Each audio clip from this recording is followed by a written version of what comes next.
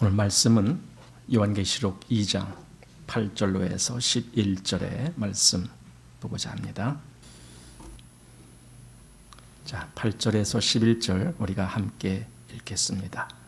서머나 교회의 사자에게 편지하기를 처음이요 나중이요 죽었다가 살아나신 이가 가라사대 내가 네 환난과 궁핍을 아노니 실상은 내가 부요한 자니라. 자칭 유대인이라 하는 자들의 회방도 아노니 실상은 유대인이 아니요 사단의 회라. 내가 장차 받을 고난을 두려워 말라. 볼지어다 마귀가 장차 너희 가운데서 몇 사람을 옥에 던져 시험을 받게 하리니 너희가 10일 동안 환난을 받으리라. 내가 죽도록 충성하라. 그리하면 내가 생명의 면류관을 내게 주리라. 귀 있는 자는 성령이 교회들에게 하시는 말씀을 들을지어다. 이기는 자는 둘째 사망의 해를 받지 아니하리라. 아멘. 오늘은 서머나 교회에 주신 말씀을 보겠습니다. 서머나 교회는 여기 7교회 중에서 그 특징이 있는데 서머나 교회는 아주 그 환난과 궁핍이 컸던 교회고 그런가 하면은 그런 속에서도 그들은 책망을 받지 않은 교회입니다. 우리가 7교회 중에 서머나 교회와 빌라델비아 교회가 책망을 받지 않은 그런 교회로 기록된 것을 보는데 그 중에서도 이 서머나 교회는 극한 환난이 있었음에도 불구하고 거기서 그들은 주님께 오히려 칭찬을 들은 그런 교회로 기록되어 있습니다. 어쩌면은 3장 17절에 있는 라오디게아 교회와 아주 대조되는 교회가 됩니다. 3장 17절에는 네가 말하기를 나는 부자라 부요하여 부족한 것이 없다 하나 여기는 부하다라고 했습니다. 그들은 그렇게 알고 있습니다. 물론 외적인 환경이 부유했겠죠. 반대로 조금 아까 본 서머나 교회는 궁핍해요. 환난만 있는 것이 아니라 아주 궁핍해요. 이거는 환경적으로도 아주 가난하고 보잘것없는 그런 모습이었다라는 겁니다. 그런데 여기 라오디게아 교회는 뭐라 그랬습니까? 그렇게 부자라 했지만은 네 곤고한 것과 가련한 것과 가난한 것과 눈먼 것과 벌거벗은 것을 알지 못하는도다. 실상 물질적인 또는 환경적인 조건은 아주 부요했지만 그들의 영적인 것은 아주 가난한 존재였던 것이 라오디게아 교회였다고요. 반면에 서머나 교회는 그 반대입니다. 물질적으로는 오히려 곤고한 가운데 있었지만 오히려 하나님은 그들에게 뭐라고 합니까? 실상은 네가 부요한 자니라. 그러니까 영적으로 부요한 자가 서머나 교회였다라는 겁니다. 그러니까 참 모범이 되는 교회였겠죠. 그죠? 우리가 얼핏 이렇게 보아도 서머나 교회 같은 교회가 참 좋은 교회였구나 이런 걸 우리가 보게 됩니다. 그런데 이제 이 환경을 한번 우리가 좀 살펴보면은 로마 황제가 이때 그 도미티안 황제라고 그러죠. 그 황제가 주후 81년에서 96년까지 한 15년간을 이렇게 이제 즉위를 했던 사람입니다. 그런데 그 사람이 누구냐 하면은 이 도미티아누스 그 아버지 황제가 베스파시안 이렇게도 얘기하고 베스파시아누스 이렇게 얘기하는데 그의 아들입니다. 그런데 그러니까 도미티안 말고도 그 아들이 또 하나가 있었는데 잘 아시는 타이투스라고 하는 또는 티투스라고도 말하고 타이투스라고도 말하는 그 황제가 있습니다. 그게 왜 유명하냐면은 예루살렘이 그 로마에 의해서 완전히 멸망당한 것이 주후 70년이거든요. 그때 파송된 장군이 그 타이투스입니다. 바로 황제의 아들이 장군이 되었고 군대를 지휘하고 와서 이스라엘 당시 예루살렘을 함락시킨 그들이 그 장군입니다. 그리고 나중에 베스파시아누스의 뒤를 이어서 그 타이투스가 황제가 됐습니다. 그런데 이 타이투스는 그만 병이 있어갖고 얼마 즉위하지 못하고 한 2년 정도 그렇게 황제에 있다가 죽었습니다. 그래서 그 다음에 된 황제가 지금 보는 게 도미티안 황제입니다. 근데 이 도미티안은 원래 그 출생이 굉장히 아주 열악한, 열악하다고 할까요? 아주 신체적으로도 굉장히 이렇게 좀 연약하고 뭔가 그 옆에 있는 그 타이투스처럼 뭔가 이게 장군 기질이 아니고 좀 그런 기질인 것 같아요. 그러다 보니까 이 마음에 늘 이렇게 뭔가 좀 피해 의식이 있는 사람 같아요. 자기는. 그러다 보니까 아주 성격이 좀 포악해졌어요. 그래서 그가 황제가 된 이후에 아주 그 기독교인들에 대한 핍박이 아주 컸어요. 유대인들에 대해서도 처음에는 꽤 그래도 잘 대해주는 것 같이 그렇게 했었는데 나중에는 유대인들에 대해서도 아주 포악한 그런 황제로 기록이 되어 있습니다. 이것이 도미티안의 그 황제, 그 박해입니다. 바로 이때, 그러니까 그 도미티안의 그 황제가 96년까지 이제 그때 이 96년, 95년쯤에 이 요한계시록이 기록되는 거거든요. 그래서 그때쯤에 아주 핍박이 컸을 때, 그때를 배경으로 하고 있습니다. 그리고 이 도미티안이 나중에 피살당합니다. 다른 사람에 의해서. 그래서 이제 결국은 96년에 죽게 되는데 그때 그 서모나 교회라는 그 교회가 아주 직접적으로 도미티안의 그 피해를 아주 가장 크게 당한 교회 중에 하나가 서모나 교회다 그럽니다. 그래서 서모나 교회에는 아주 박해가 많았습니다. 그러니까 아주 궁핍하죠. 거기다 이제 환란도 아주 컸던 그런 교회가 서머나 교회입니다. 그래서 요 서머나 교회에 대한 위치를 좀 오늘 좀 보겠습니다. 전체적인 교회가 어떤지도 한번 보겠습니다. 자, 보이죠?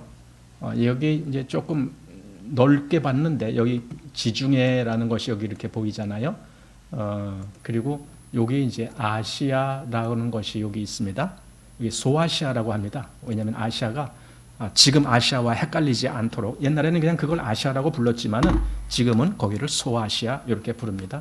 그리고 여기 이제 여기 에베소라고 하는 그 도시가 있습니다. 지금은 에베소밖에 표시가 안 됐습니다. 이 해안 도시 에베소. 여기에 이제 에베소 교회가 있었겠죠. 요걸 한 요만큼만 이렇게 확대한 지도를 한번 보겠습니다. 자, 요것입니다. 조금 더 크게 보겠습니다. 여기 보면은 바로 그 아시아 지역에 여기 아시아 지역에 여기 에베소 또 여기 서머나 또 버가모 그러니까 이 에베소 서머나 버가모는 요 해안 쪽으로 이렇게 에베소가 시작하면은 전부 이렇게 시계 방향으로 이렇게 돌아갑니다. 에베소 서머나 버가모 그다음에 두아디라 또 여기 사데 또 빌라델비아 또 라오디게아 이렇게 7교회가 여기 이렇게 있습니다. 그리고 요 에베소 교회 요 남쪽에 여기에 바로 반모라는 섬이 있고 사도 요한이 여기에 유배가 됐던 장소입니다. 그리고 나중에 다시 이제 돌아왔겠죠. 그래서 요 교회들이 지금 아시아에 있는 7교회인데 오늘은 요 서모나 교회를 보고 있는 겁니다. 그러니까 이제 지도를 안 보시더라도 여기 7교회가 있는데 이 3교회가 이렇게 나란히 시계 방향으로 있고 그다음에 내륙으로 이렇게 4교회들이 있다. 이제 이렇게만 기억하시면은 아주 좋을 것 같습니다. 자, 그래서 이 서모나 교회는 아주 박해가 컸던 교회다라는 걸 우리가 생각하면서 자, 그래서 이제 8절 말씀 보십시오. 서머나 교회의 사자에게 편지하기를 이건 이제 사도 요한 보고 네가 이렇게 써서 편지해라 그거죠. 그럼 어떻게 하느냐? 처음이요 나중이요 죽었다가 살아나신 이가 가라사대. 그러니까 누가 말씀하느냐? 처음이요 나중이요 그리고 죽었다가 살아나신 그분이 말씀하는 거야라고 이제 쓰는 거죠. 그러면은 왜 여기 서머나 교회에는 그렇게 표현했을까? 누가 이 서신을 보내는지에 대한 표현이 7교회마다 다 다르잖아요. 그러니까 이렇게 달리 말하는 이유는 그 교회에 합당한 분으로 지금 드러나고 있기 때문에 그래요. 그럼 이 서머나 교회가 이렇게 환난과 궁핍이 아주 컸던 교회이기 때문에 어떻게 보면은 낙심하기 쉬운 교회죠. 절망하기 쉬운 교회죠. 더군다나 핍박도 컸고 했으니 얼마나 그 마음에서 많은 그 어려움을 겪었겠느냐 이거죠. 그러니까 환경적으로는 아주 열악한 환경에 있었던 교회가 서머나 교회죠. 그럴 때 우리가 무엇을 생각해야 되느냐? 처음이요 나중이신 분, 죽었다가 다시 살아나신 분, 그분을 기억하라 그거예요. 그건 뭡니까? 아니 처음만 있고 나중이 없다 그러면은 나중에 어떻게 될지 누가 알아요? 그런데 이분은 처음도 되시지만 나중도 되신다. 그러니까 앞으로의 모든 것도 이분이 다 책임지신다 그 말이잖아요. 앞으로의 될 일도. 또 이분은 죽었다가 다시 살아나신 분이다. 그러니 우리도 어느 날 핍박 때문에 죽는다 할지라도 우리도 주님과 같이 다시 살 것을 얼마든지 소망하고 있는 거잖아요. 바로 그분이 지금 편지한다. 지금 이 말이죠. 그걸 여기 지금 서두에서 그렇게 말하고 있습니다. 그러니 이 서머나 교회에 용기와 소망을 주게 하시려고 바로 이렇게 표현한 것이다. 처음이요 나중이요 또 죽었다가 살아나신 이가 가라사대 이렇게 말한 겁니다. 이 서머나 교회가 환경적으로는 굉장히 어려워서 마치 그 죽음 가운데 있는 것 같은 그런 느낌을 받았을지도 모른다는 거예요. 죽음. 그런데 여기 지금 죽었다가 살아나신 분 하면은 그렇게 죽음에 가까이 있는 교회임에도 그 너희들에게는 얼마든지 살아나는 생명이 있다. 이제 이것을 말씀하는 거죠. 이게 서머나 교회입니다. 그 다음에 이제 3장에 보면은 4대 교회에 대한 편지가 있는데 3장 1절에 4대 교회의 사제에게 편지하기를 하나님의 7 영과 7 별을 가지신 이가 가라사대 내가 네 행위를 아노니 네가 살았다 하는 이름은 가졌으나 죽은 자로다. 그러니까 이게 지금 조금 아까 본 서머나 교회와는 반대예요. 이 4대 교회는 살았다 하는 이름은 가졌는데 하나님이 보실 때 주님이 보실 때는 실상 너희들은 죽은 자와 같다 이거예요. 그러나 반대로 지금 서머나 교회는 외형적으로는 죽은 자 같이 그렇게 큰 어려움이 있음에도 불구하고 주님이 보실 때는 아니다. 너희는 산 자야. 이렇게 말씀하시려고 이렇게 말씀하신다. 한마디로 용기와 소망을 주는 그런 말씀이죠. 처음만 되신 분이 아니고 마지막도 되신 분이시기 때문에 바로 그분이 주님이시기 때문에 용기가 된다. 이겁니다. 자, 9절 말씀 보십시오. 내가 네 환난과 궁핍을 아노니 실상은 네가 부요한 자니라 이거죠. 실상 그러니까 그 앞에 뭐라 그랬냐면은 내가 네 환난과 궁핍을 아노니 환난과 궁핍이라고 말했는데 그 다음에는 실상은 부요한 자다라고 말을 했습니다. 교회를 평가할 때에 대개 사람들이 그렇게 평가를 하는 거예요. 그 외적인 모양을 가지고 여기는 참 부유한 교회다, 풍성한 교회다, 뭐 큰 교회다 이렇게 이야기를 합니다. 그러나 우리 주님의 평가를 보면은 그건 아무 의미가 없다라는 걸 알아요. 아무리 풍성해도 라오디게아 교회 같으면은 그건 가치가 없는 거예요. 그러나 여기 서머나 교회처럼 그 환난과 궁핍이 있음에도 불구하고 실상은 너는 부유한 자들이다. 너희 서머나 교회는 부요한 교회야. 즉 하나님 앞에서 그만큼 가치가 있다라는 거잖아요. 부요하다라는 말은 그렇게 지금 평가를 받고 있습니다. 실상은 부요한 자다. 그런데 여기 지금 내가 네 환난과 궁핍을 안다. 알면서도 내가 말한다. 너는 부요한 자야. 이렇게 말합니다. 그리고 어쩌면 그 말 속에는 서머나 교회여. 그대들도 이 환난과 궁핍만 생각하지 말고 그대들 스스로도 부요하다라는 것을 알아라. 아마 이 말씀이 덧붙여 있지 않을까 그런 생각을 하게 됩니다. 한마디로 이 서머나 교회는 그리스도로 충만한 교회였어요. 물질적으로는 궁핍한 교회였지만 서머나는 그리스도로 충만한 교회였다. 그리스도로 충만한 교회였다. 참 이게 귀한 거거든요. 우리 골로새서를 한번 보십시오. 골로새서 2장 말씀. 자, 골로새서 2장 3절 말씀 보시기 바랍니다. 그리스도가 어떤 분이신가? 여기 이렇게 말씀합니다. 그 안에는 지혜와 지식의 모든 보화가 감추어 있느니라. 이게 부요죠. 그러니까 그리스도는 정말 부요하신 분이에요. 왜냐하면 지혜와 지식의 모든 보화가 그리스도 안에 감추어 있으니까. 그러면 내가 그리스도를 얼마만큼 소유하느냐에 따라서 나도 부요한 자가 될 수가 있는 거예요. 이 부요, 그리스도로 말미암아 되어지는 부요. 그래서 좀 지나서 9절 말씀 보십시오. 그 안에는 신성의 모든 충만이 육체로 거하시고 너희도 그 안에서 충만하여졌으니 이렇게 말합니다. 보세요. 충만이란 말이 나와요. 당연히 그리스도 안에는 신성의 모든 충만이 육체로 거하시고 있어요. 그리스도 안에 거하시고 있어요. 그런데 그 다음 10절에서는 너희도 그 안에서 충만하여졌다 이겁니다. 바로 이 부요함, 이게 지금 서머나 교회가 그런 부요함으로 충만해져 있는 교회일 것이다 이렇게 생각하는 거예요. 왜냐하면 환경적으로는 아주 곤고한 교회였기 때문에. 그럼에도 주님이 너희에게 부요함이 있다, 이걸 말씀하셨던 이유는 바로 주님으로 말미암아 충만한 교회가 됐다라는 겁니다.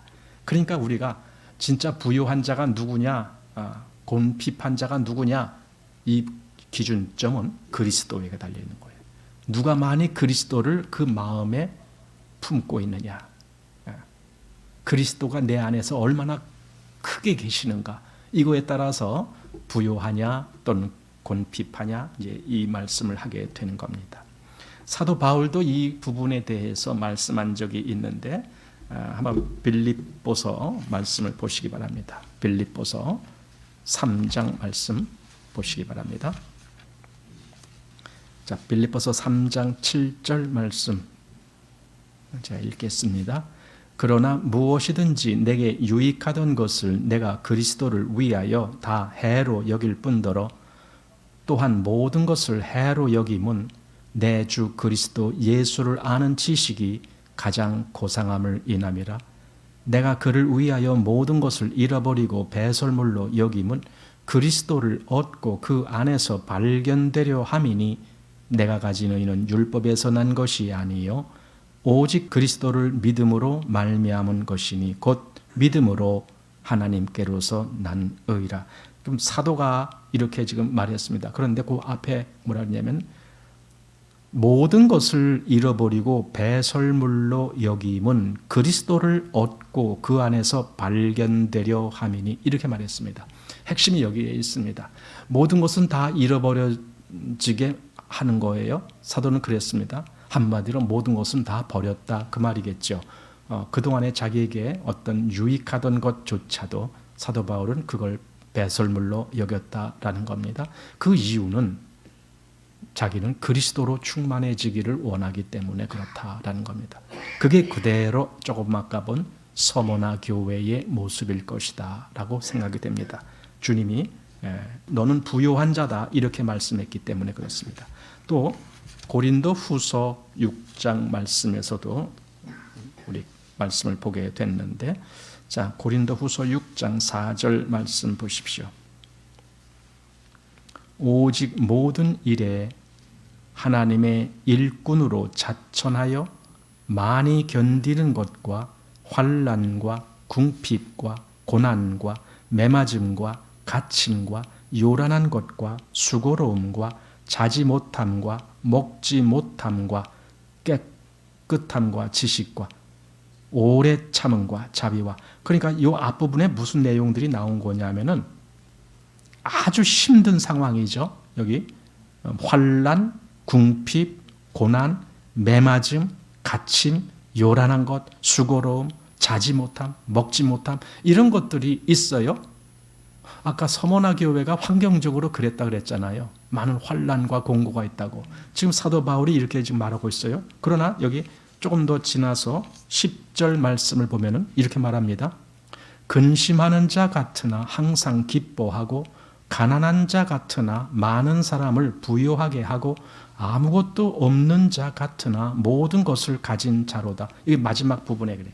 아무것도 없는 자 같으나 모든 것을 가진 자로다. 이게 부유한 거죠. 그러니까 이 기준을 볼 수 있어야만 돼요. 그리스도인은 더군다나 이 기준을 보아야 됩니다. 부유가 뭐고 곤핍이 뭐냐, 가난한 것이 뭐고 정말 부유한 것이 뭐냐, 이 기준이 뭐냐라는 거예요. 그걸 분명히 볼 수 있어야 되고, 그랬을 때에 그리스도인은 그래, 내가 그럼 주님 앞에 부유한 자라는 말을 듣기 위해서는 나는 어떠한 사람이 돼야 되느냐, 이 생각을 할 수 있게 되거든요. 서머나 교회가 바로 그러한 환난과 곤고 속에서 아마 서머나 교회 스스로가 잘못 생각하면은 우리는 제일 가난한 교회다, 제일 보잘것없는 교회다, 이렇게 생각할 수도 있었을 텐데 주님이 그러는 거예요. 아니다, 너희는 부유한 자야, 이렇게 말씀해 주시는 거예요. 너희는 부유한 자다. 왜 그러느냐 하면은 진짜 가치 있는 걸 소유했기 때문에. 가치 있는 걸.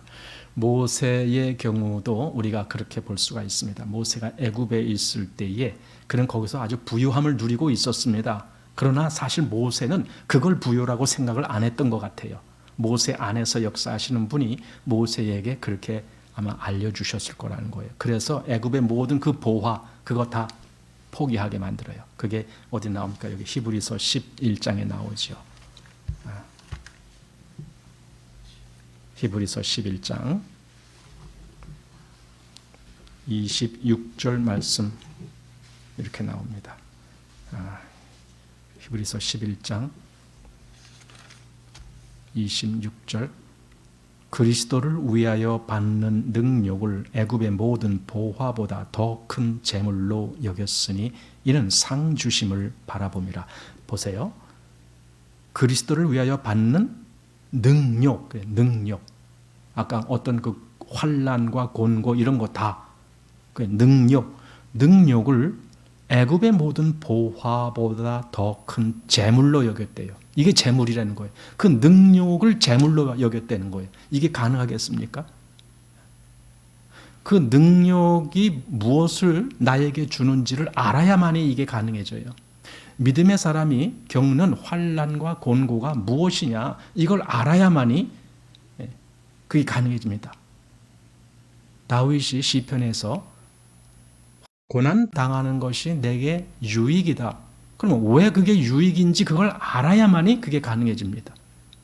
자꾸만 우리는 눈에 보이는 그것만을 추구하기 때문에 이 안 보이는 것에 대한 개념이 없어요. 그러면은 그리스도 안에서 이 충만함이라는 것을 몰라요. 그냥 이게 좀 환경적으로 힘들면은 다 믿음이고 뭐고 다 포기해 버려요. 왜 그래요? 실상 없었기 때문에 그러죠. 그에게 진짜 믿음이 없었기 때문에 그런 거예요. 진짜 믿음은요, 이 물질에 의해서 좌지우지 되지가 않죠. 오직 그리스도로 말미암아 역사되어지는 게 믿음이잖아요. 그러니까 여기 모세처럼 얼마든지 그 모든 것, 그리스도를 위하여 받는 능력을 애굽의 모든 보화보다도 더 큰 재물로 여겼다. 그게 큰 재물이다. 이렇게 여겼다라는 겁니다. 그래서 이제 여기 히브리서 보셨으니까 그 앞에 10장 말씀을 한번 보시기 바랍니다. 히브리서 10장 32절 보십시오. 전날에 너희가 빛을 받은 후에, 아니 이게 무슨 말이에요? 빛을 받은 후에, 이 말은 구원받은 후에, 한마디로 그거예요. 너희가 하나님의 은혜를 받은 후에, 그러니까 구원받은 후에, 근데 무슨 일이 벌어집니까? 빛을 받은 후에 고난의 큰 싸움에 참은 것을 생각하라. 구원받은 사람에게도 고난이 와요. 그러니까 이걸 잘못 말하는 분들은 그래요. 그리스도인들은 고난도 안 온다. 왜? 하나님이 다 그걸 막아주신다 이렇게 말하는데 그건 성경하고는 상관없는 말이에요. 이런 데 현혹되면 안 되는 거예요. 내가 성경을 어떻게 보고 어떻게 읽느냐, 거기서 나는 하나님의 기준을 얻게 돼야지 누가 어떻게 말을 했느냐에 거기서 따라하려고 하면 안 되는 거죠. 그리스도인들은 빛을 받은 후에도 고난의 큰 싸움이 있다고요. 그리고 그걸 참아내는 거예요. 이겨나가는 거예요. 저는 이번에 요한계시록을 보게 되면서 진짜 그리스도인이 어떤 사람들인가라는 기준을 새롭게 보게 됐어요. 그동안에 요한계시록을 사실상 그렇게 별로 다루질 않았잖아요.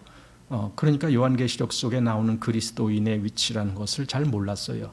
그런데 요한계시록의 그리스도인에 대한 모습, 사실 교회죠. 교회의 모습을 나타내고 있는 말씀들을 보고 있는데 그건 이 앞에, 그러니까 그 앞에 유다서까지에 기록된 그 모든 말씀보다도 더 강력한 말씀이 거기 있는 거예요.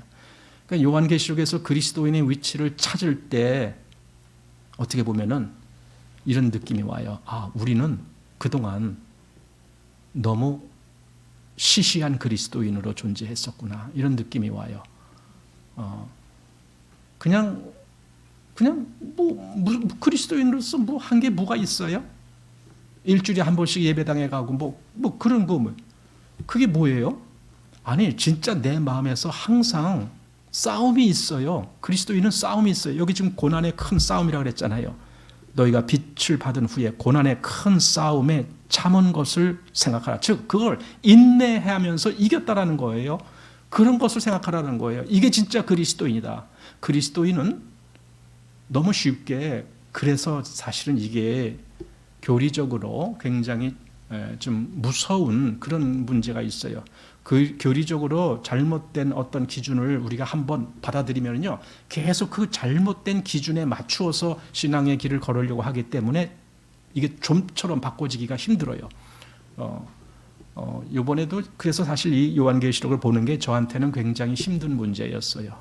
이게 제가 처음에 서두에서도 말씀드렸지만은 그 앞선 그 신앙의 선배들 또는 그 어떤 학자들, 성경학자들, 그들마다 말하는 게 다 달라요. 요한계시록을 해석하는 게 다 달라요. 그랬을 때에 과연 어떻게 내가 이것을 해석을 해야 될까가 참 고민이 컸었죠.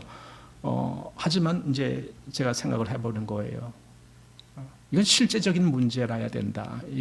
이게 그냥 교리적인 문제로 끝나버린다라면 아무 역사가 없다. 그럼 실상 우리가 그동안에 요한계시록을 읽으면서 무슨 이득을 얻었나요? 마지막 때에 이런 일이 있을 거야. 여러분 그거 알아서 뭐 해요? 솔직히 생각해 봅시다. 마지막 때에 그런 일이 있을 거야. 마지막 때에는 뭐 이런 전쟁도 있을 거고 이런 것, 그거 알아서 뭐 해요? 중요한 것은 지금 나잖아요. 내 신앙이 중요한 거잖아요. 하나님 앞에 갔을 때는 내가 그 알았다는 것 때문에 칭찬받아요? 아니면 내가 신앙생활을 어떻게 했느냐에 따라서 칭찬받아요? 어느 것이 중요한 거예요? 그러니까 내가 중요한 거라고요. 근데 그동안에 요한계시록을 보면서 하나도 이득이 없었어요. 왜 그러느냐? 그걸 세상의 사건으로만 봤기 때문에 그래요. 그렇게 가르쳐준 그 교리가 있어요. 사실 그게 위험한 교리 중에 하나입니다. 우리가 어떤 교리를 받을 때에는 뭐 그들이 전하는 것이 다 틀렸다 이렇게 볼 필요는 없지만은 그걸 가려서 볼 수 있어야 돼요. 그 중에 하나가 우리가 지금 말하는 세대주의적인 해석이라는 것이 있습니다. 그들의 해석이 이 요한계시록을 그렇게 해석하는 거예요. 마지막에 있을 어떤 사건들 이렇게 해석하는 거예요. 그게 지금 나한테 신앙적으로 내가 그걸 받아야 될 그 말씀으로 보는 것이 아니고 마지막에 있어야 될 어떤 사건들, 자꾸 그렇게 보기 때문에 신앙인들에게 요한계시록은 별 유익이 없어요. 바로 이걸 노린 것이 이단들이에요.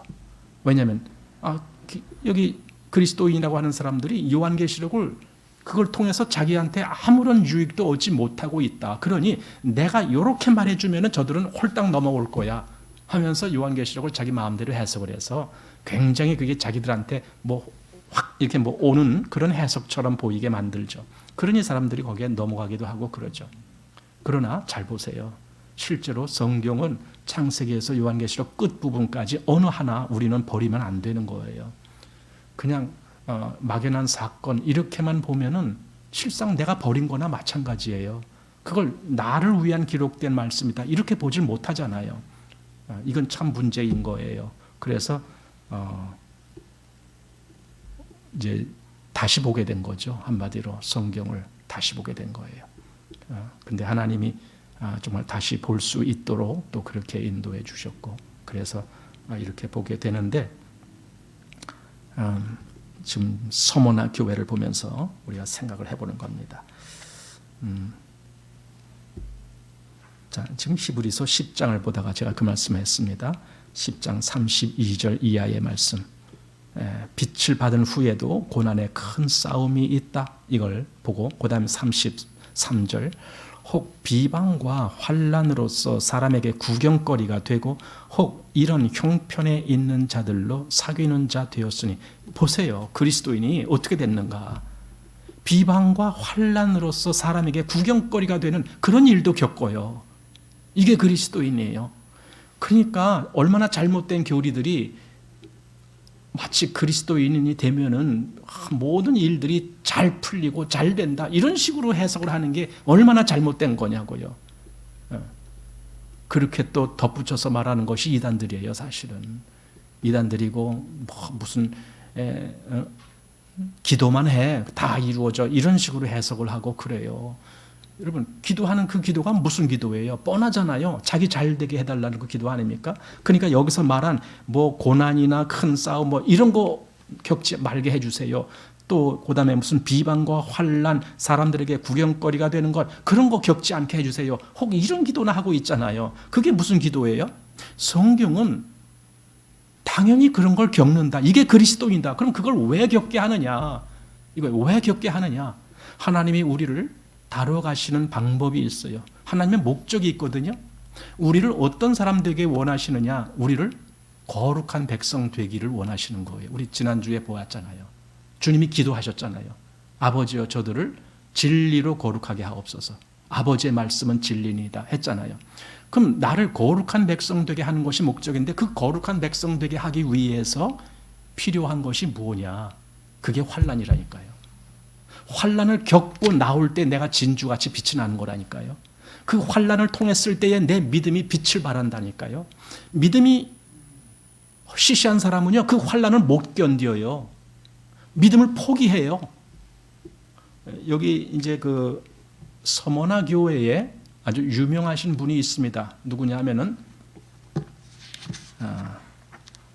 폴리갑이라고 하는 사람인데, 이 사람을 비숍이라고 불러.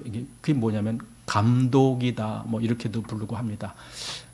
그런데 이 폴리갑이 어떤 사람이냐면은, 폴리갑은 사도 요한의 제자라고 그래요. 이 폴리갑이 언제 죽었냐면은 AD 156년에 그가 이제 순교당했어요. 사형, 화형이라 그러죠. 왜 불 가운데 그렇게 당했어요. 그러니까 이 폴리갑이 실질적으로 서머나 교회의 목회자로 있었어요. 그러면은 그 폴리갑이 뭐예요? 사도 요한이 보내준 이 서신을 받았단 말이에요. 그러니까 물론 그때는 어렵겠죠. 어려운 폴리갑으로 사도 요한이 보낸 그걸 받았어. 근데 그가 이제 장성한 사람이 되어서 나중에 이제 그 서머나 교회의 목회자가 되고, 그들을 할 때 그 사도 요한으로부터 받은 그 서신을 계속 그 교회에 비치하고 있었을 거 아닙니까? 그러면서 그걸 계속 읽어보고 또 읽어보고 하면서 성도들에게 그걸 가르쳐 줬을 거 아닙니까? 우리 사도 요한께서 우리에게 이런 서신을 보냈다 하면서 그걸 계속 가르치면서 그 믿음을 계속 고취했겠죠. 그런데 이제 그 계속 로마의 핍박이 가해지고 하면서 어느 날 이 폴리갑이 있는 집에도 그를 잡으려고 사람들이 막 군사들이 왔어요. 제가 그걸 구하려고 하는데도 구하지 못했어요. 뭐냐면은 한 10년 전쯤인가요? 그 폴리갑이라는 영화가 나왔어요. 혹시 여러분 어디서 구할 수 있으면, 그걸 살 수 있으면 좀 샀으면 좋겠어요. 제가 아무리 구해도 어디서 구할 수가 없었는데, 우리말로도 번역된 것이 어디 있을 거예요. 그때 나왔는데 아직까지는 이렇게 인터넷으로 살 수 있도록 그렇게 아직은 개방은 안 한 것 같아요. 근데 거기에 그 마지막에 폴리갑이 붙잡혀가는 내용이 나와요. 그 집에 있는데 로마 군사들이 막 와서 처음에는 탁 그를 억압해서 잡으려고 하는데 딱 이렇게 그럴 필요 없다. 왜? 내가 도망 안 갈 거야. 걱정하지 마라. 그러면서 오히려 그들에게 그 테이블에 있었던 음식, 너희들 먼 길 오느라고 힘들었고 배고플 테니까 자 여기 음식 먹어라. 군인들한테. 그러면서 그 대신 내가 한 2시간만 시간 줘라. 내가 좀 기도를 할 시간이 필요하다 하면서 이제 자기 방에 들어가서 이제 하나님께 기도하는 그 내용이 이제 영화의 마지막에 나와요. 그러면서 이제 기도 다 끝나고 이제 잡아가라. 그래서 그가 잡혀갔는데 이제 그러는 거예요. 로마 그 황제가 계속 황제인지 황제가 아니면 거기 어떤 그 지역의 집정관인지 그가 계속 이 폴리갑 보고 네가 정말 이 그리스도를 부인한다고 한마디만 해라. 한마디만. 그럼 너는 산다. 그런데 이 폴리갑이 어떻게 주님은 나에 대해서 86년 동안이나 한 번도 나에게 배신한 적이 없는 주님이신데 내가 그 주님을 배반할 수가 있느냐. 이렇게 이제 말하면서 결국은 나는 죽음을 택하겠다. 이제 그러면서 이제 그 장작불이 타는 그 불 위에 거기서 이제 근데 뭐 말로는 그래요. 불이 그를 태우질 못했다. 거기 무슨 이렇게 뭐 둥그렇게 이렇게 불이 감쌌는데 그 안에서 폴리갑은 멀쩡했다. 뭐 그런 얘기도 있고 뭐 그래요. 그래서 나중에 로마 군인이 칼로 그를 찔렀다. 뭐 이런 이야기도 있고 그런데 그건 이제 그런 내려오는 설이 있습니다. 어쨌든 그렇게 해서 폴리갑이 순교를 당합니다. 이게 말하자면 폴리갑이라고 하는 사람이 이 서머나 교회의 그 신앙을 나타내주는 대표자인 거예요. 서머나 교회가 그런 교회였다. 그래서 지금 주님도 그 교회를 칭찬하는 거예요. 그게 전통이 된 교회예요. 그러니까 지금 이 서신을 받고 그다음에 폴리갑이 순교당하고 하는 그 기간이 한 60년 정도 그거밖에 안 되는 거예요. 그리고 폴리갑은 이때 나이가 86살 됐을 때니까 폴리갑이 한 20대에서 20대 초반 이렇게 됐을 때 그때 이제 이 요한계시록의 이 서머나 교회에 보내는 그 서신이 거기 다 왔겠죠. 그러니까 폴리갑이 그걸 다 아는 거예요. 그리고 거기서 이제 신앙생활을 하다가 나중에는 거기에 감독이 되고 이제 이렇게 되는 거죠. 이런 일이 서머나 교회에 있었다. 참 그래서 서머나 교회는 아주 훌륭한 교회고 아주 모범적인 교회예요. 그런데 보세요. 그렇게 훌륭한 교회고 모범적인 교회인데 그 교회에 이 환난과 공고가 아주 컸다는 거예요. 우리 같으면 아니 이렇게 신앙생활 잘하는 교회는 주님이 좀 보호해 주시고 좀 풍성하게 해 주시고 그래야 좋지 않습니까? 이렇게 생각할 거예요. 그런데 그게 아니에요. 좀 아까 본 대로 그대로예요. 너희가 빛을 받은 후에 고난의 큰 싸움에 참여한 것을 생각하라. 이거예요. 빛을 받았는데도 고난의 큰 싸움이 있었다고요. 거기 조금 못 읽었는데 계속 읽겠습니다. 33절. 혹 비방과 환난으로서 사람에게 구경거리가 되고 혹 이런 형편에 있는 자들로 사귀는 자 되었으니 너희가 갇힌 자를 동정하고 너희 산업을 빼앗기는 것도 기쁘게 당한 것은 아니 산업을 빼앗겼는데 그걸 기쁘게 생각해요. 기쁘게 생각해요. 우리 같으면은 어떡하겠어요? 하나님 저들이 내 산업을 다 빼앗아 갔어요. 이걸 도로 찾게 해주세요. 아마 이러고 발버둥 쳤을지 몰라요. 근데 이들은 기쁘게 그래 가져가라. 그래 가져가라. 기쁘게 당한 것은 더 낫고 영구한 산업이 있는 줄 알미라. 바로 이것 때문에 그러는 거죠. 이게 진짜 믿음이에요. 내게 이 더 낫고 영구한 산업이 있다. 이 세상에서 잠시 있는 산업 그거는 뭐 있다가도 없어질 거 얼마든지 그런 거야. 그러나 내게는 영구한 산업이 있다. 하나님으로부터 받는 이 기업이 있다. 나는 그걸 진짜 믿고 있다. 그러니까 진짜 믿느냐 아니면 못 믿느냐에 따라서 반응이 달라지는 거죠. 그래서 제가 말씀드리는 거예요. 이 환난을 겪을 때 진짜 믿음의 사람과 그렇지 아니한 사람이 갈라진다니까요. 거기서 표가 난다니까요. 그래서 진짜 믿음에 있는 사람에게도 환난이 오는 이유가 그런 거예요. 왜? 거기 그런 환난을 겪으면서 그 믿음이 더욱 빛을 발할 수 있으니까. 그게 하나님의 영광 아닙니까? 안 그러면은요, 믿음이 제대로 없는 사람들은 그 환난을 못 견디는 거죠. 거기서 포기하는 거죠. 보세요. 지금 여기 장작불이 있고 그 위에 막대기가 하나 있고 거기에 내가 좀 이따 거기에 이제 매달려야 돼. 매여져서 이제 사형을 당하는 거야. 그 앞에서 말하는 거야. 너가 그리스도를 안 믿는다고 말만 한마디만 하면 넌 살아. 이 말 했을 때에 무슨 생각이 들 거예요? 내가 정말 저기 가서 죽을 것인가? 아니면 살 것인가? 그랬을 때 내 마음에 뭐가 가득하겠습니까? 이게 진짜 믿음의 사람과 아닌 사람이 정확하게 구별되는 거예요. 그 일로 인해서 환난이라는 게 오히려 그리스도인들에게도 영광스럽게 다가오는 거예요. 그래서 환난은 뭘 이루어요? 인내를. 인내는 연단을, 연단은 소망을 이룬다. 이렇게 돼 있잖아요.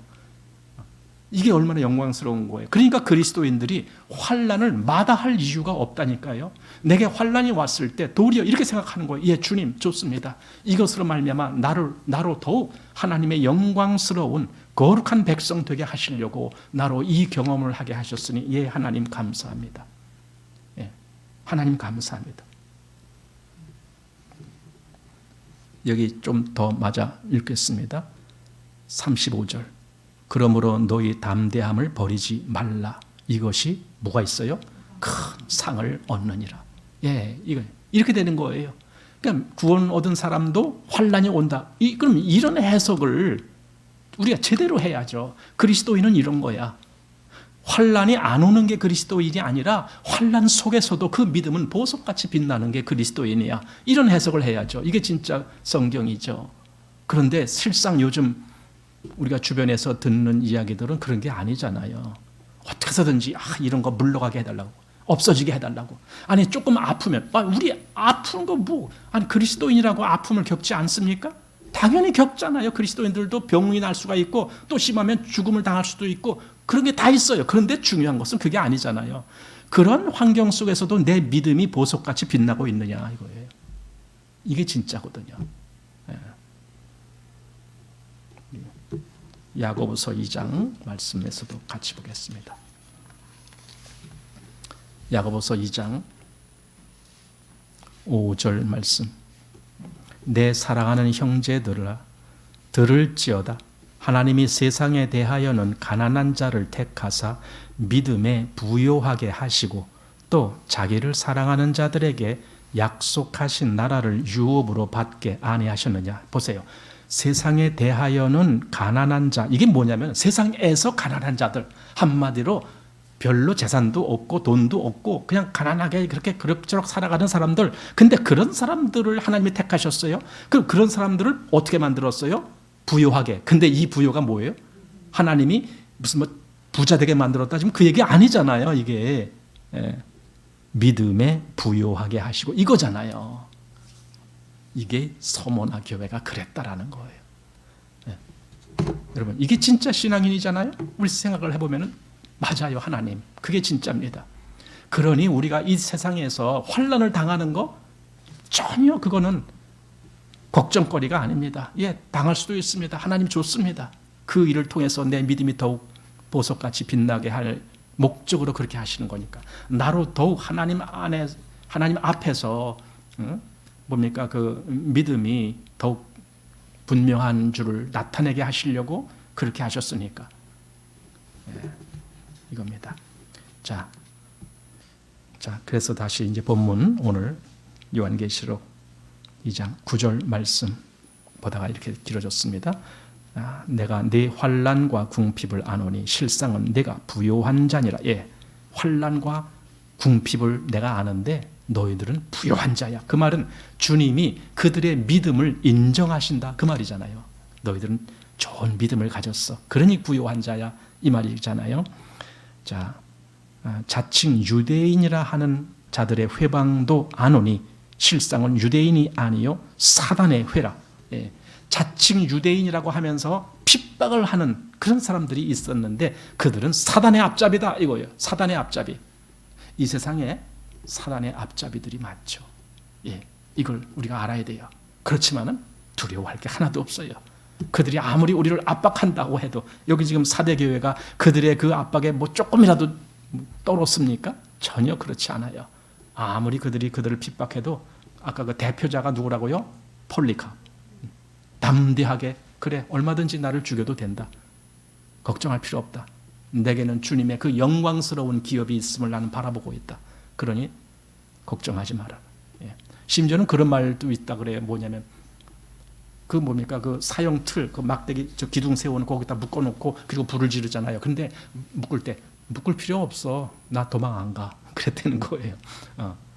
사람들은 만약에 안 묶었으면 그 뜨거우면 뜨거 하고 도망갈 거 아니에요. 근데 폴리캅은 아니다. 니들 그렇게 묶을 필요도 없어. 내가 여기 떠날 게 아니니까 걱정하지 말아라.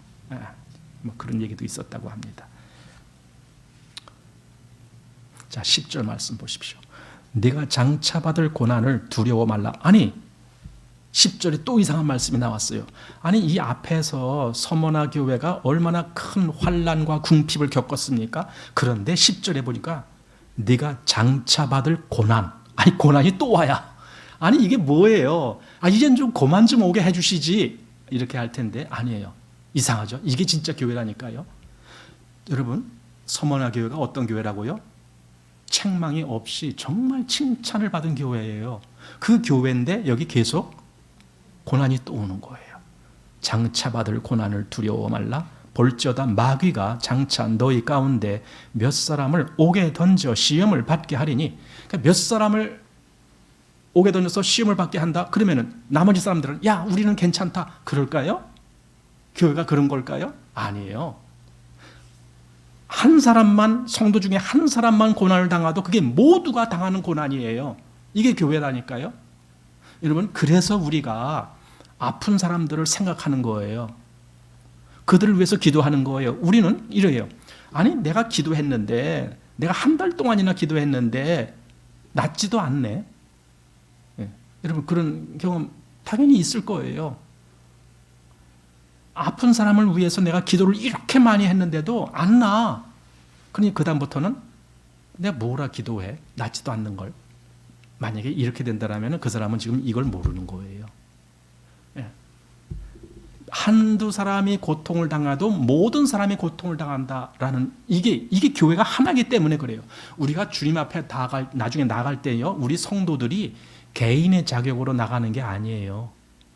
그리스도의 신부로 장차 그렇게 주님 앞에 나갑니다. 그런데 그건 교회가 나가는 거예요. 개인의 자격이 아니고 교회의 자격입니다. 왜냐하면 교회가 그리스도 안에서 한 몸이기 때문에 그래요. 한 몸. 그러니까 우리가 교회라는 것을 생각할 때는 그 다른 사람들을 생각할 때에도 그 마음, 나와 하나가 된 분이야. 그러니까 비록 저가 아프고 내가 건강하다고 해서 내가 저와 뭐 상관없이 이게 아닙니다. 내가 아픈 거나 마찬가지예요. 사도 바울이 그랬잖아요. 누가 아프면 내가 아파하지 않더냐 뭐 이런 말씀 비슷한 걸 했잖아요. 그러니까 이게 진짜 그리스도인의 마음이에요. 그래서 기도하는 거예요. 그럼 기도한다는 것은요, 꼭 낫지 않더라도 나는 지금 내 마음속에 저를 생각하고 있습니다. 그거잖아요. 가족이 안 그래요? 가족이 그렇잖아요. 실상 가족 중에 누가 아프다 그러면은 다른 식구들은 그 아픈 가족을 계속 생각하잖아요. 저거는 오늘은 어떨까? 오늘은 좀 더 힘들었을까? 어떨까? 계속 생각하잖아요. 이게 가족이잖아요. 그리스도인 교회라는 것이 그거거든요. 그래서 기도를 하는 거예요. 낫지 않더라도 하나님이 그를 당장 고쳐주지 않더라도 계속 기도를 하는 거예요. 그것은 저는 이렇게 생각해요. 그 기도는 꼭 그 환자만을 위한 기도가 아니구나. 이건 자기 자신을 위한 기도도 된다. 왜냐하면 그렇게 하면서 내 성품 속에 내가 교회 속에 형제 자매를 어떻게 생각하는지를 그걸 내 몸에다 배우는 거예요. 말하자면 성도들이 하나라고 하는 그 사실을 내 마음에 각인시키는 거예요. 왜냐하면 그게 하나님 뜻이니까. 왜? 교회가 하나니까. 자, 여기 지금 10절 보면서 그랬습니다. 두려워 말라 하고 볼지어다 마귀가 장차 너희 가운데에서 몇 사람을 옥에 던져 시험을 받게 하리니 너희가 10일 동안 환난을 받으리라. 내가 죽도록 충성하라. 죽도록 충성하라. 죽도록이란 말은 혹시 죽게 되더라도 그 말이에요. 죽게 되더라도 충성하라. 그 말은 죽게 되더라도 믿음을 버리지 말아라. 이거예요. 아까 폴리캅처럼 죽게 되더라도 충성하라. 그리하면 내가 생명의 면류관을 내게 주리라. 이게 상이에요. 상. 생명. 그러니까 죽더라도 생명의 면류관이 그에게 주어져요. 그건 뭐예요? 그는 생명 안에서 왕성한 자가 된다. 그 뜻이잖아요. 생명의 면류관이 주어지니까. 죽더라도 상관없다. 그 말이에요. 내가 그리스도인으로서 이 믿음을 소유하고 있는데 만약에 내가 이 믿음을 지키면서 혹 그것 때문에 죽음을 당한다? 예, 아무 걱정이 없다라는 뜻이에요. 왜? 그에게 생명의 면류관이 주어질 것이니까. 여기 10일 동안 환난을 당한다라는 말인데 이제 요한계시록을 볼 때에 그래서 이게 문자적으로 보는 것과 그다음에 이것을 상징적으로 보는 것 이렇게 이제 두 가지 해석을 하는데 그래서 요즘 이제 제가 다시 말씀드리는 이유가 그겁니다. 이걸 문자적으로만 보면은 이게 좀 뭔가 안 풀리는 게 너무 많아요. 문자적으로만 볼 때는. 그래서 일곱 교회라는 것도 단지 일곱이라는 그 어떤 문자로 해서 세대주의자들이 나누는 요때까지가 에베소, 요때까지가 서모나 뭐 이렇게 뭐 나누어서 해석을 하잖아요. 그렇게만 보면은 이게 안 맞는다는 거예요. 일곱 교회라는 것은요 모든 교회를 대상으로 한다는 뜻이에요. 이게 그렇게 봐야 돼요. 그래서 여기 10일이라는 개념도 마찬가지예요. 10일이라는 개념도 그럼 열흘 동안 고난을 있다가 그 다음에 그럼 고난이 없어진다. 그럼 오케이 하겠네요. 그렇잖아요. 이까지 열흘 못 참아? 거꾸로 매달아놔도 열흘은 참지. 안 그래요? 군대 있을 때 그랬어요. 뭐라고 그랬어요? 군대 있을 때 거꾸로 매달아놔도 뭐 국방부 시계는 돌아간다. 이게 말이 뭐냐? 제대 날짜가 다가온다. 뭐 그런 뜻이에요. 뭐 그렇게 하면서 얘기하는데 아니 열흘 동안만 환란이 있다라면 그걸 누가 못 참겠느냐고요. 근데 이게 그 말이 아니에요. 열흘이 아니에요. 그래서 이걸 문자적으로만 해석하면은 문제가 생겨요. 그런 의미에서 천년 왕국이라는 것도 그거예요. 천년 왕국도 꼭 천년 요 기간 동안 그렇게 보면 안 돼요. 이건 여기 지금 열흘하고 천년 왕국은 상징적인 의미로 보면은 비교가 돼요. 열흘이라는 것은요 짧은 기간이라는 뜻이에요. 짧은 기간 동안. 그래서 성경에 뭐라고 말하는지 너희가 잠시 받는 환난에 경한 것. 거기 잠시라고 돼 있어요. 그런 것. 그러니까 나에게 닥치는 환난, 잠시 오는 거예요. 무엇과 비교했을 때? 하나님이 주시는 그 영광과 비교했을 때는 이 환난은 잠시 있는 거예요. 이렇게 해석을 하는 거예요. 반대로 천년 왕국이다 할 때 그 천년의 의미는 이건 긴 기간이에요. 굉장히 긴 기간. 충만한 기간. 그건 계속 연장될 수도 있는 기간이에요. 그래서 그걸 꼭 문자적으로 해석하는 것이 아니라 여기에 담겨져 있는 상징적인 의미를 보는 것이다.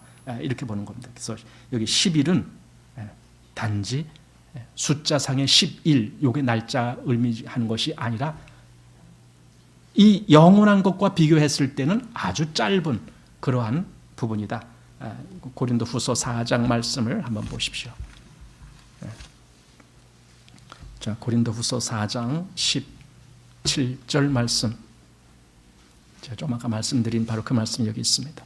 17절 우리의 잠시 받는 환난에 경한 것이 지극히 크고 영원한 영광에 중한 것을 우리에게 이루게 함이니. 여기 말씀 속에 잠시라는 말이 있고 그 다음에 영원한이라는 말이 있어요. 여기 비교가 된다는 거예요. 마치 열흘이라는 개념과 천년이라는 개념이 비교가 되듯이 이렇게 비교가 된단 말이죠. 이 의미를 살려야 됩니다. 시편 30편 5절에는 그 노염은 잠깐이요 그 은총은 평생이로다. 이렇게 돼 있잖아요.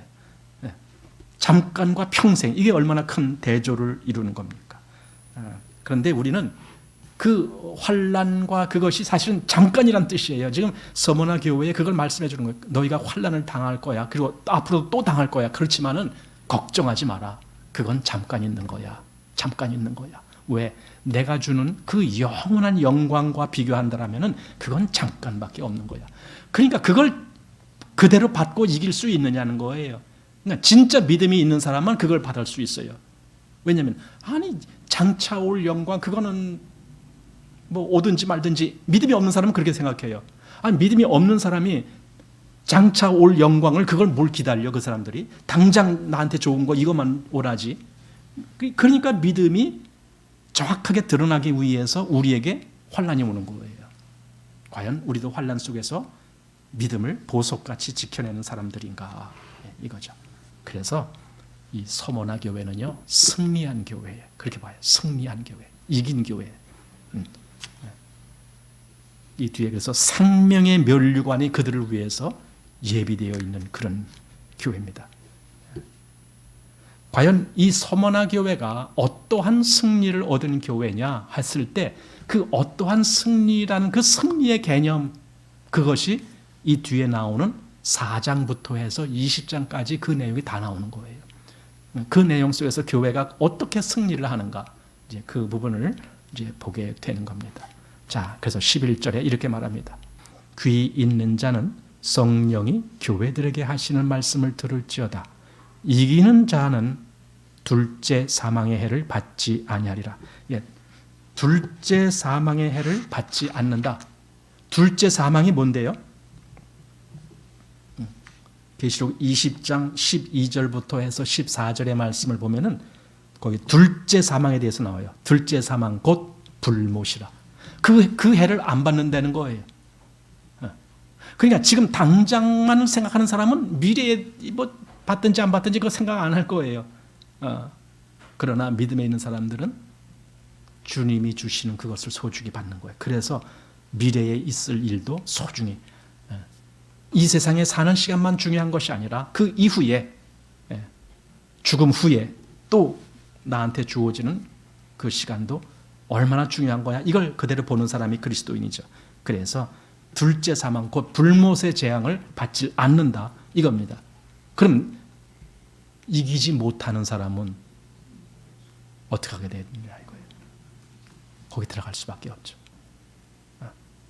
그래서 이 요한계시록을 보면은요, 그냥 한때 나 주님 믿고 구원받았어, 그렇지만은 그가 전혀 믿음을 따라 사는 사람이 아니라면은 저 사람이 진짜 구원받았는지 모르는 거예요. 그는 스스로 자기가 아무리 구원받았다라고 외쳐도 그 구원받았다라고 인정할 수가 없어. 왜냐하면 성경에서 이렇게 말씀하고 있기 때문에. 이기는 자라야 거기 둘째 사망의 해를 안 받는 거야. 만약에 너가 진다라면은, 너가 믿음의 삶을 살지 못하고 있다라면, 너가 이 환난과 핍박과 이런 공고 속에서 믿음을 지켜내지 못하고 있다라면은, 그건 이긴 자가 아니고 진 자가 되는 거예요. 그러면은 둘째 사망의 해를 받을 수밖에 없는 거겠죠. 그래서 이것이 정말 중요한 모습이다. 우리는 이 7교회를 보면서 그게 다 우리에게 해당된다, 이 말씀으로 봐야 돼요. 거기서 에베소 교회에 주신 말씀 속에서도 내가 받아야 될 교훈이 있고, 서머나 교회에 주신 말씀 속에서도 내가 받아야 될 교훈이 있고, 이 앞으로도 나올 말씀 속에서도 계속 우리는 받아야 될 말씀들이 남아있는 거예요. 그걸 어떤 역사적으로 이건 언제 교회 이렇게 해석을 하지 말아야 돼요. 그건 좋은 해석이 아니에요. 실질적으로 나에게 주는 생명의 말씀으로 지금도 우리가 받아야 되는 말씀이다, 이렇게 생각합니다. 자, 그래서 오늘 서머나 교회에 주신 편지에 대해서 마치겠습니다. 기도하겠습니다. 하나님, 오늘도 주신 말씀 감사합니다. 참 두렵고 떨림으로 너희 구원을 이루라 라고 했는데, 예, 하나님, 우리는 우리의 구원을 이루어 나가는 자들이 되길 원합니다. 교회가 온전히 여기 서머나 교회처럼 그 환난과 곤고가 아무리 크다 할지라도, 그리고 장차 어떠한 곤고가 우리에게 온다 할지라도 하나님, 그것은 아무 문제가 되지 않습니다. 왜냐하면 우리 안에 있는 이 믿음은 아무도 빼앗아갈 수가 없기 때문에 그렇습니다. 우리는 주님이 주신 말씀 속에서 그 소망을 바라보고 있습니다. 처음이요 나중이시고 또한 죽었다가 다시 살아나신 주님이 우리의 주님이시기 때문에 그렇습니다. 우리에게도 동일한 소망이 있으니 하나님, 우리가 이 믿음 안에서 더욱 담대한 자들이 되게 하여 주옵소서. 온 교회가 이 믿음으로 힘있게 나가게 하여 주옵소서. 예수님 이름으로 기도하옵나이다. 아멘.